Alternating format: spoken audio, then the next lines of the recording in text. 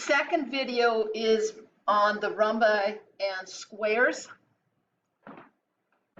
Okay, so taking a look at the definition for a rhombus, it is a quadrilateral with 4 congruent sides. Okay, so what we commonly think of as a square had right angles, so it's also a rectangle. A rhombus has 4 congruent sides. It doesn't say anything about the angles.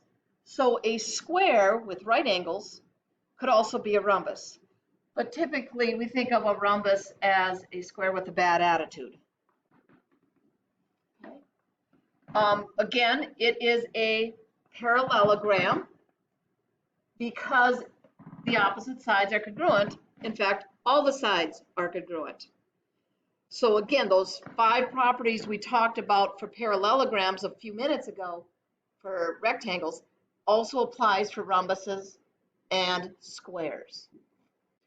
Okay, so here's one that's a little different. The properties of a, let's see if I can get one here. There you go. The diagonals of a rhombus are perpendicular. Let's convince ourselves. Okay, since the opposite sides are congruent, and this congruent to itself, those 2 triangles are congruent, right? So this is going to be important. That means the triangles are congruent by side, side, side. And if we use the properties of isosceles triangles, because these sides are the same, then these angles are the same. These angles are the same. Remember that. We're going to come to it. But what happens if we do it the other way?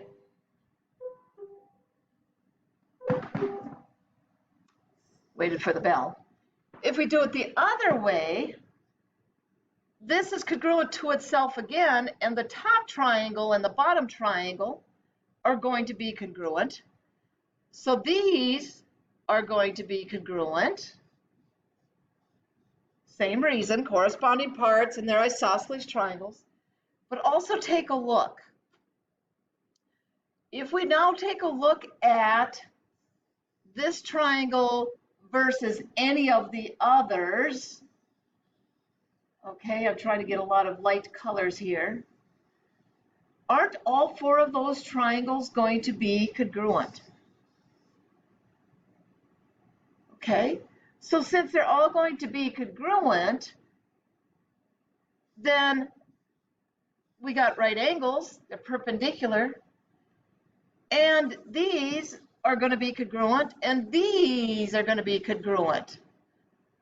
Now, I've already looked at all the things that are going to be true about a rhombus. The diagonals are going to be perpendicular. Okay? This goes backwards. If the diagonals of a parallelogram are perpendicular, the parallelogram is a rhombus. That goes backwards. Okay? Each diagonal of a parallelogram bisects a pair of opposite angles. This is what I was trying to show you when I was highlighting, okay, look at this one. This and this. They bisected those opposite angles. Same with the ones on the right and left. Okay, those were bisected. And the same is going to be true opposite. If you have a parallelogram, the diagonals bisect opposite angles, then it's a rhombus. If we take a look at just an old, regular old parallelogram, okay, here we go, and we put in a diagonal, can you tell by looking that this angle and this angle are not the same? And same if it was a rectangle. You know, think of an envelope. If you have an envelope and you look at how that is, this angle and this angle are not the same. So only on a rhombus do the diagonals bisect those opposite angles. Okay? And the opposite is true. All those other properties are true. The diagonals are not congruent on a rhombus. They are on a rectangle. Take a look at this one.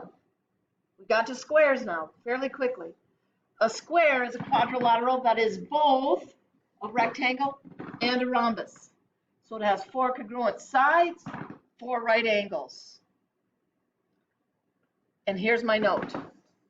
All the properties of parallelograms, rectangles, and rhombi will apply for squares. Okay, so here we go. What type or types of quadrilateral is this ABCD? Okay, I'm not going to try to use their coordinate plane because it gets too big and too confusing. Okay, so -4, 3 is A. B is -2, 3. So this length is 2. C is -4, 1. And D is -2, 1. So this is also 2. This is 2. Okay, so it's at least a rhombus. So that means it's also a parallelogram.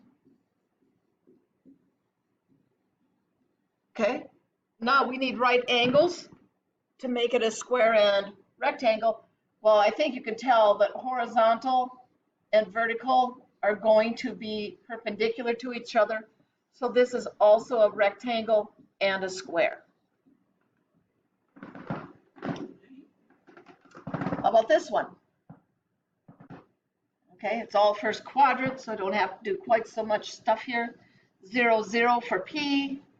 Q is 2, 3. R is 6, 3. And S is 4, 0. Okay. Well, this is horizontal. This is horizontal. Those two sides are parallel. This one has a slope of rise 3, run 2. So does this one. So it's at least a parallelogram.